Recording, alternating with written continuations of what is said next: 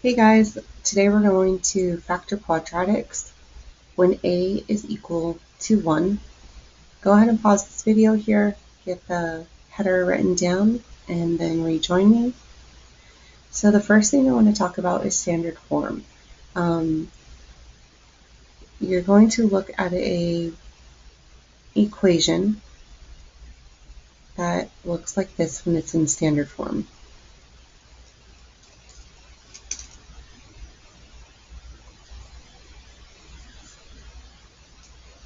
Okay, so let me go ahead and explain what this means. So you're going to notice that the variable x squared is always written first, then x with a variable of 1, and then the last one will not have a variable in it. So A, B, C just describe different numbers. Different numbers can be here in these places. So when you see x squared, when we refer back to the title that A is equal to 1, there will be a 1 here on all of the problems we're going to work today. This will all make more sense in a little bit. In order to factor, we're going to use, it's called the AC method. A next to C, hopefully you guys remember, means multiplication. So this is A, this is C. We're going to multiply those two. It's called the AC method.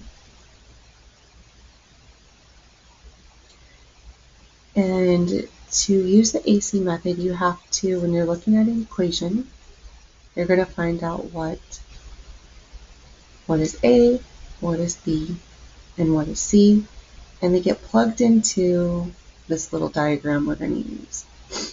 So we're going to create this X, and on the top, we're going to multiply the values of A and C, and on the bottom, we're going to write the value of B here. The numbers that go here, you're going to think about the answer you get for this one. What two numbers can we multiply that make A times C, and what two numbers can we add that will make B? So this is just the diagram we're going to use. Well, let's actually put it to use so you can understand how it works. So in our first example, we're going to take this quadratic, and we're going to start by writing out what is the value of A, what is the value of B, and what is the value of C. Well, A is found next to x squared, and there's not a number here, it's invisible, so we're using 1. B is always found next to x, so here's x. If we don't see a number there, it has to be 1, because there's only one x. And C is the one that's not with an x at all, it's alone by itself, so that would be -6. Don't forget to include the sign. So now that we know what our A, B, and C are, we're going to create this little diagram and fill in these numbers so you can see what this looks like. I'm going to go ahead and write it over here.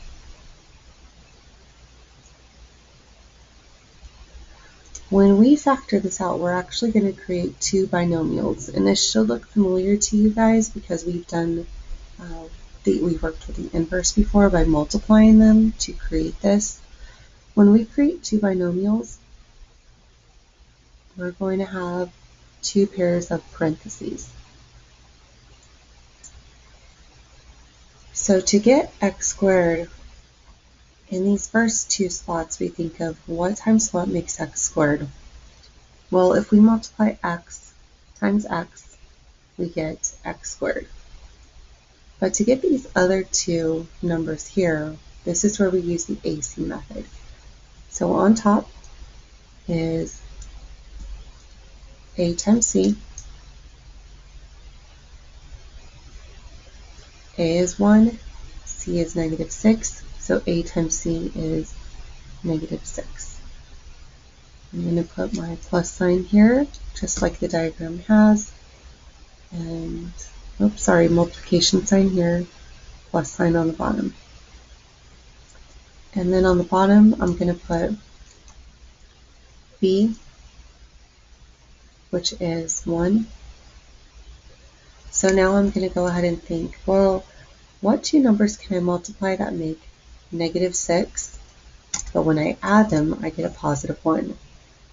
So this is where you might have to try a few numbers. Well, I know that negative 6 times a positive 1 gives me negative 6, but if I add them, I get negative 5. So these numbers do not work. So I'm going to try some more numbers. I know some other factors. 3 times 2 will make 6, but I need it to be negative 6 and I need a positive 1. So if this is a negative 3, I'll get negative 6, but if I add a negative 3 and a positive 2, I get a negative 1. So you're kind of going to have to go through different scenarios of positive and negative numbers. If I multiply 3 times a negative 2, I will get negative 6. And if I add 3 plus a negative 2, I get a positive 1. So these two answers work. If this is a positive 3, it goes here as plus 3. And this is negative 2, and it goes right here. So pretty much if I went ahead and multiplied this all the way out, I would end up with this again. So this is our answer in factored form. We are just factoring out our quadratic. We're going to do a bunch of these so you guys can get used to how this works.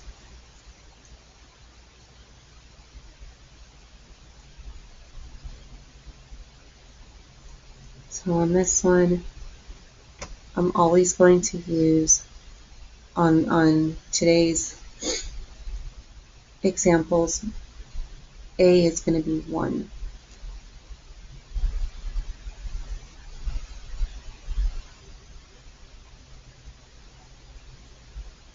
So once again, we're going to write A. A is the number next to x squared, so that would be 1. B is always next to just x, so that is 10. And C is the number sitting out by itself, which is 2. When we factor it, we're going to have a binomial. It's always going to look like this. And to get x squared, we're going to multiply x times x. So the x will go here and here. All that's left for us to do is figure out what two numbers go here. So I'm going to go back to the AC method again.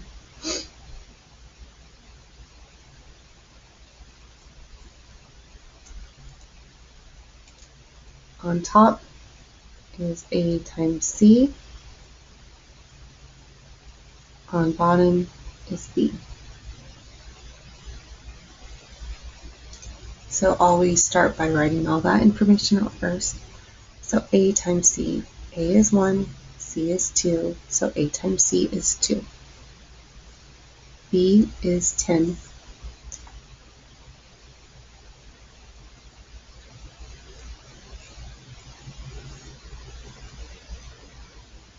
Oh, I did not write this correctly. This is 20.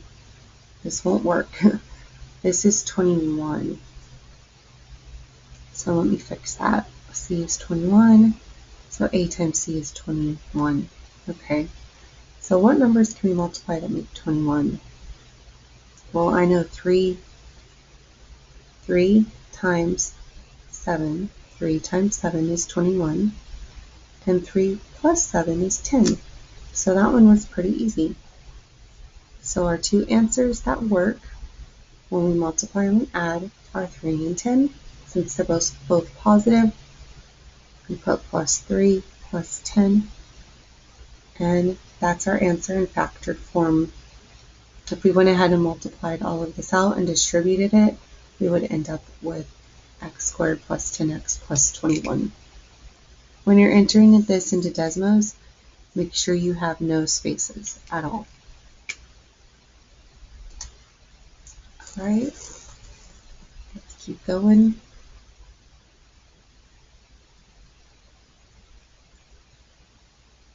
Let's take x squared plus 7x plus 10.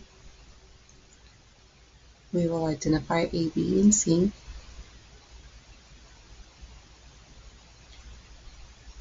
So a is 1. B is next to just the x, so it's 7. C sits here by itself, so it's 10. I'm going to draw my parentheses. And since this is x squared, I know that x times x makes x squared. So I have those two. I just have to figure out what are these two numbers here. So then we're going to make our x.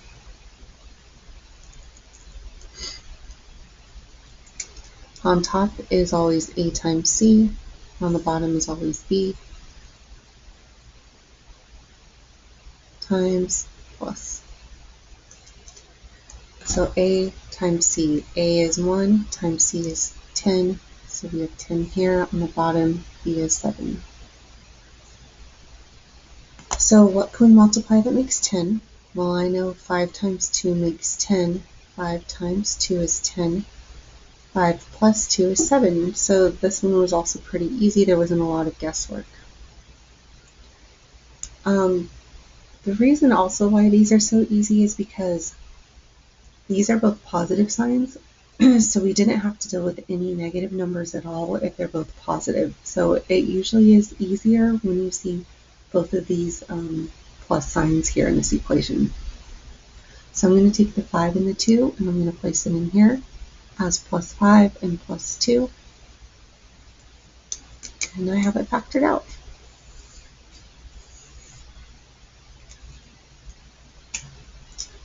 Okay, let's go ahead and do another one. I'm going to go ahead and flip the page. Actually, I can fit another one here, so I'm going to go ahead and do that. So we're going to take x squared plus 6x minus 7.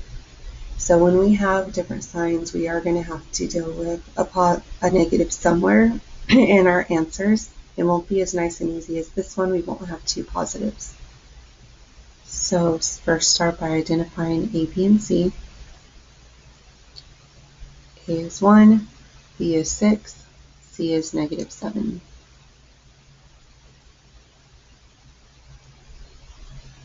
Put your parentheses. Since this is x squared, we know x is going to go in both. We just have to figure out the second numbers here. Draw your AC diagram. A times c is on top. B is on the bottom. Remember to pause this at any time to rewatch or just to get caught up. So on top, a times c, a is 1 times c is negative 7. On the bottom, we have b, which is 6. So we're going to think, well, what can we multiply that makes negative 7? But when we add it, we get a positive 6. Well, the only thing that multiplies to make a 7 anyways is 7 and 1.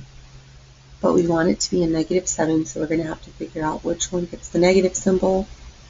When we add it, if we want a positive 6, that means that the larger number has to be positive. So we're going to make the 1 negative.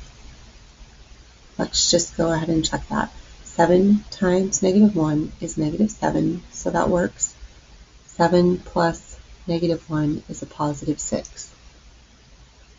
So that fulfills both parts. So we're going to put the plus 7 in here and the minus 1 over here.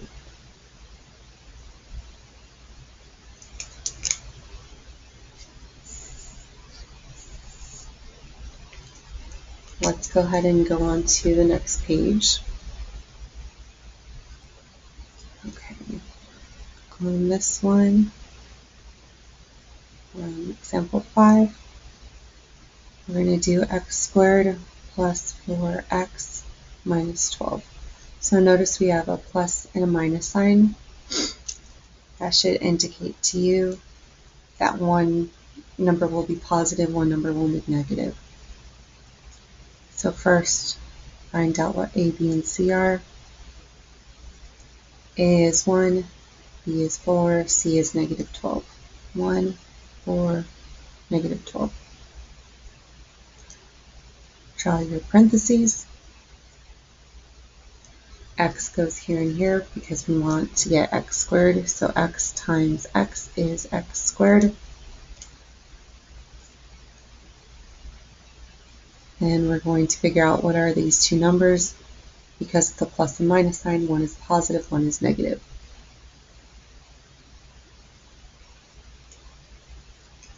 On top is always A times C. On the bottom is always B.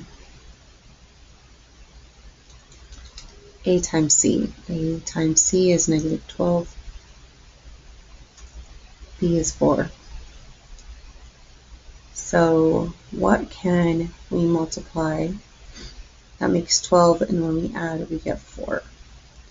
Well, I know 3 times 4 will give me 12. But no matter which sign I make negative, there's no way I can get a 4. So I can't use 4 and 3. So I'm going to try some more numbers. Let's try 6 and 2.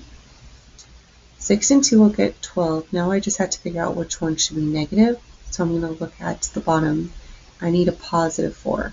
So if I want a positive 4, that means the larger number has to be positive. So the smaller number has to be negative. Let's make sure that works. 6 times negative 2 is negative 12. 6 plus negative 2 is positive 4. So those two work. One thing that I haven't said is that these don't have to go in any particular order. You will still get it right. So if you put in negative 2 first and then your plus 6, your positive 6, you will still get the same answer. Canvas will not mark you wrong on this.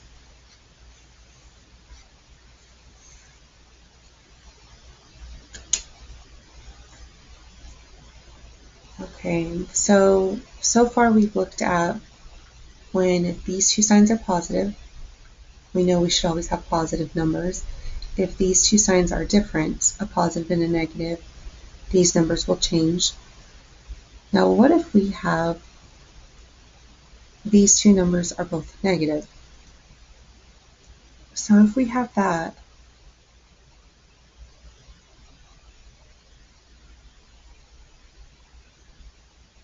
let's look at what happens. Always start with A, B, and C. A is 1, B is negative 4, and C is negative 77.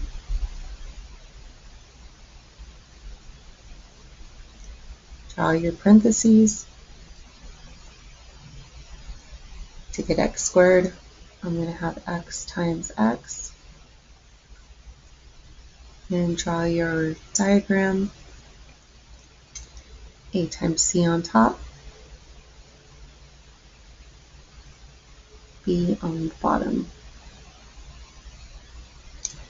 A times C is negative 77, and then B is on the bottom, so that's negative 4. So let's think of factors of negative 77. I know I can multiply 1 times 77 to get negative 77, but if I add them, I cannot get negative 4. So let's think of some more numbers we can multiply.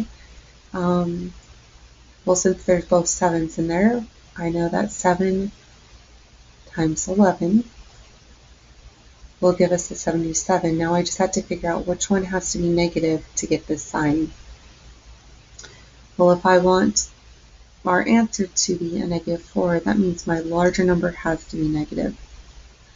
So on this one, let's just check to make sure it works. 7 times negative 11 is negative 77, so that works. 7 plus negative 11 is negative 4, so this does work. Once again, order doesn't matter. You can start with the 7 here or the negative 11. 7 is positive, so I'm going to put plus 7 and then minus 11.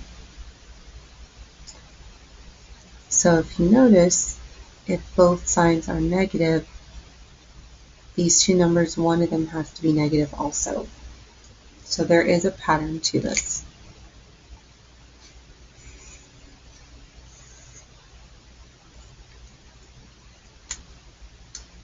Let's do one last one.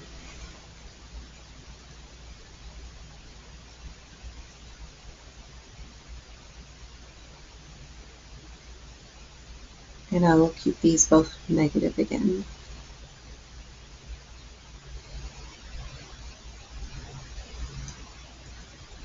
So A, B, and C.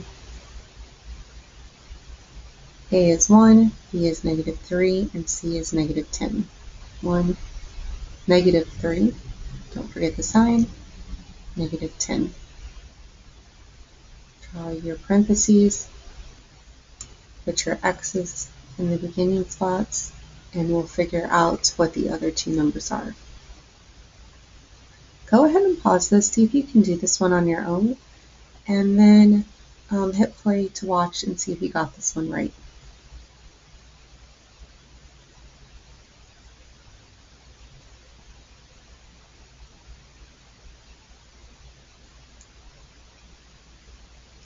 At this point, were you able to fill in your chart without watching me do this?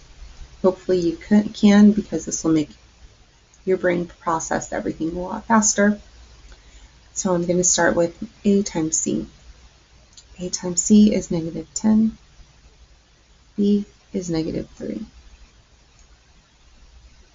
Okay, so I know these signs are both negative, so that means one's going to have to be positive, one's negative. I know 5 times 2 makes 10, but I need it to be a negative 10, so I need to figure out which one is negative. So when I add, I need a negative 3, so that means that my larger number has to be negative. So let's just look at this. Negative 5 times 2 is negative 10. Negative 5 plus 2 is negative 3. So these two numbers work. I'm going to add them right here. Make it minus 5, and this 2 will be plus 2.